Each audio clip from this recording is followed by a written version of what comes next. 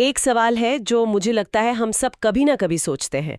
ऐसा क्यों होता है कि कुछ लोग मतलब बड़ी आसानी से आगे बढ़ते जाते हैं, तरक्की करते हैं, और कुछ लोग जी जान लगा कर भी वहीं के वहीं रह जाते हैं। और मजे की बात यह है कि इसके पीछे कोई जादू नहीं है।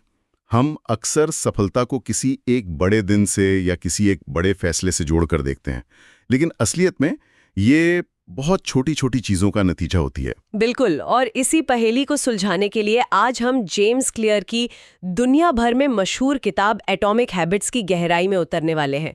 हमारा मकसद सिर्फ इस किताब को समझना नहीं, बल्कि ये जानना है कि कैसे रोजाना सिर्फ 1% का सुधार हमारी पूरी जिंदगी की कहानी बदल सकता है। और आपने जो कहा ना 1% सुधार, असली फर्क वहीं से आता है।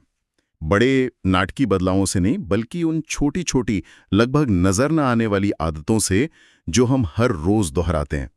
समय के साथ इनका असर जुड़ता जाता है, ठीक वैसे ही जैसे चक्रवृद्धि ब्याज काम करता है। तो चलिए सबसे पहले उस विचार की बात करते हैं जो मुझे सबसे ज्यादा चौंकाने वाला लगा।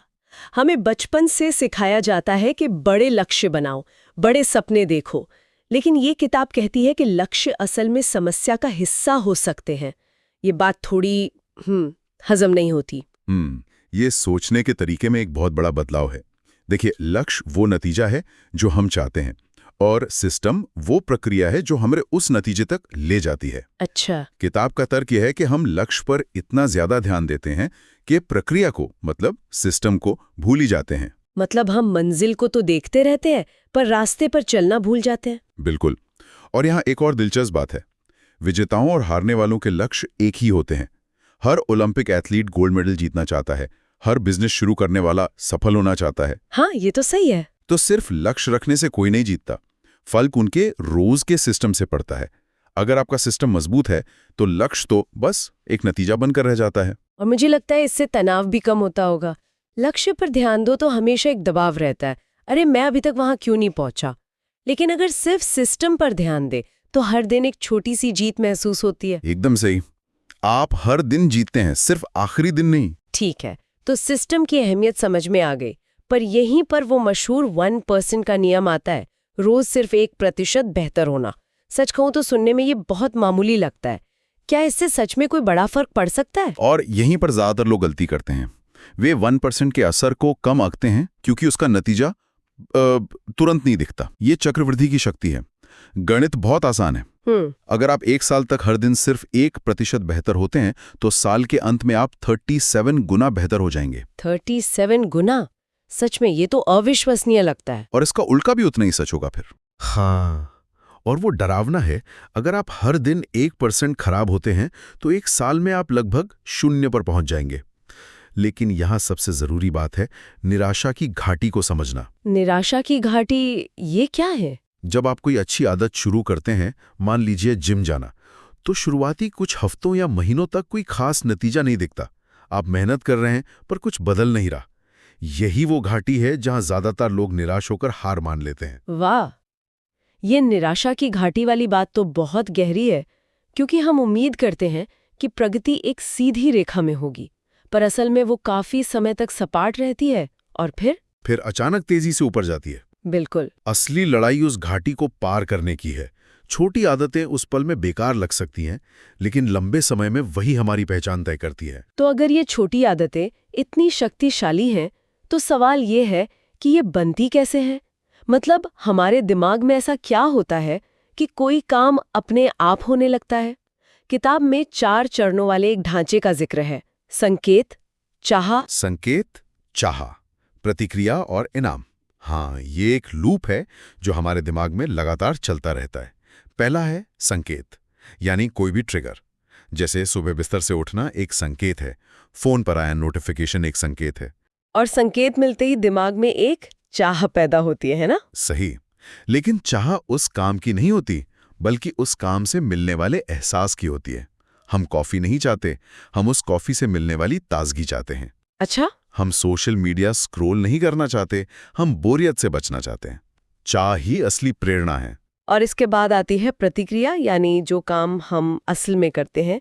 और फिर सबसे आखिर में इनाम, रिवॉर्ड। ये उस आदत का अंतिम लक्ष्य है। कॉफी पीने से मिली ताजगी एक इनाम है। और ये इनाम हमारे दिमाग को सिग्नल भेजता है, अरे वाह ये तो अच्छा था, इस पूरे चक्र को याद रखो, अगली बार फिर दोहराना है। और ये सब कुछ इतने ऑटोमेटिक तरीके से होता है कि हमें पता भी नहीं चलता। मुझे अभी एहसास हो रहा है कि मैं शाम को स्नैक्स क्यों खाती हूँ। मेरे लिए टीवी देखना संकेत बन गया है। बिल्कुल। और अच्छी बात यह है कि अगर हम इस लूप को समझ जाएं तो इसे अपने फायदे के लिए इस्तेमाल कर सकते हैं। यहीं पर वो 4 सुनहरे नियम काम आते हैं।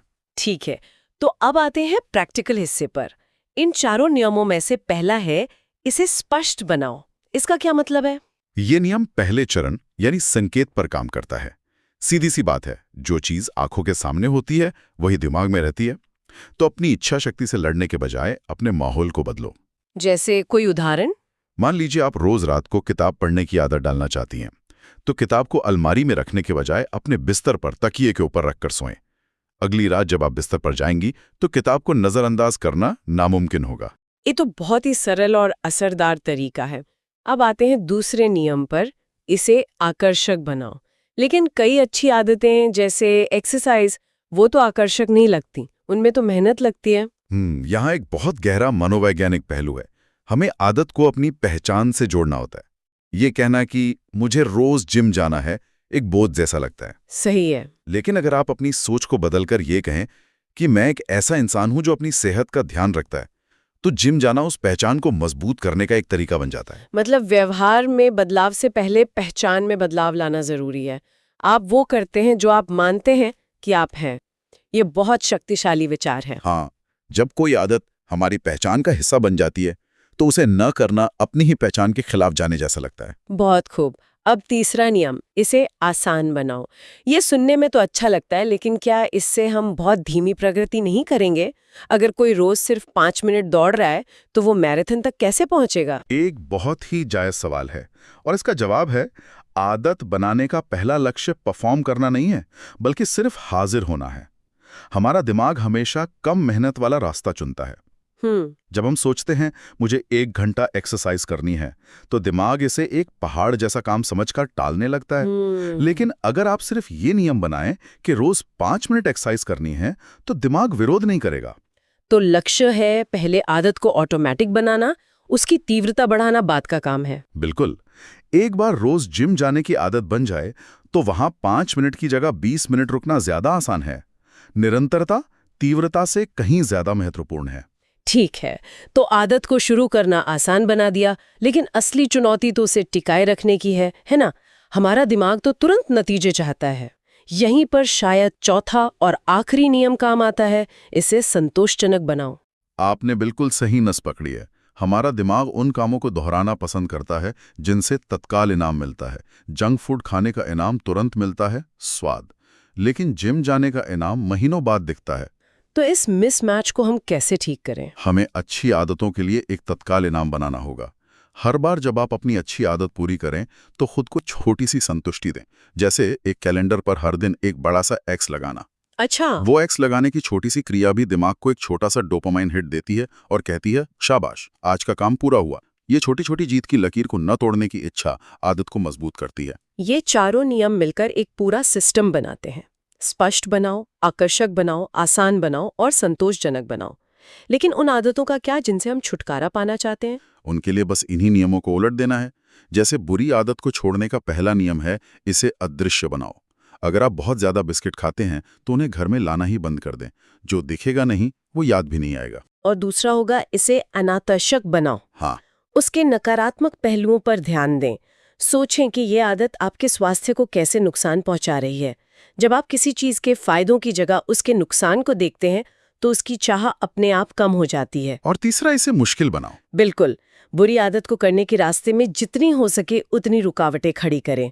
अगर आप बार बार अपना फोन चेक करते हैं तो उसे किसी दूसरे कमरे में चार्ज पर लगा दें। तो आपको उठकर जाना पड़ेगा। हाँ, और ये छोटी सी बाधा भी दिमाग को सोचने पर मजबूर कर देगी, क्या ये सच में इतना जरूरी है? और आखिर में इसे असंतोषजनक बनाओ। इसका मतलब है कि उस आदत को करने का अनुभव किसी तरह से असुविधाजनक बनाओ। जैसे किसी दोस्त को बताओ कि अगर तुमने ये काम किया तो तुम उसे 500 रुपए दोगे। सामाजिक दबाव या पैसे का नुकसान उस पल के मजे पर भारी पड़ सकता है। तो कुल मिलाकर संदेश यह है कि सिर्फ इच्छा शक्ति के भरोसे मत बैठो। अपनी इच्छा शक्ति को बचाने के लिए अपने माहौल और अपने सिस्टम को डिजाइन करो। जब माहौल सही होता है तो सही काम करना आसान हो जाता है और गलत काम करना मुश्किल। इस पूरी बातचीत से जो एक बात मेरे मन में बैठ गई है वो ये है कि आज हम जो कुछ भी हैं वो हमारी पिछली हजारों छोटी छोटी आदतों का नतीजा है, और हमारा भविष्य इस बात पे निर्भर करेगा कि हम आज कौन सी आदतें चुनते हैं। जिंदगी बदलने के लिए जिंदगी को एक दिन में पलटने की जरूरत नहीं है, बस रोज थोड़ा सा बेहतर बनना होता है। बिल्कुल। और ये हमें एक बहुत ही गहरे सवाल पर लाकर छोड़ता है। ये किताब हमें बताती है कि हमारे आज के काम हमारा कल बनाते हैं, लेकिन सोचने वाली बात यह है कि हम दिन भर जो करते हैं उसमें से कितना हमारा सचेत, सोचा समझा निर्णय होता है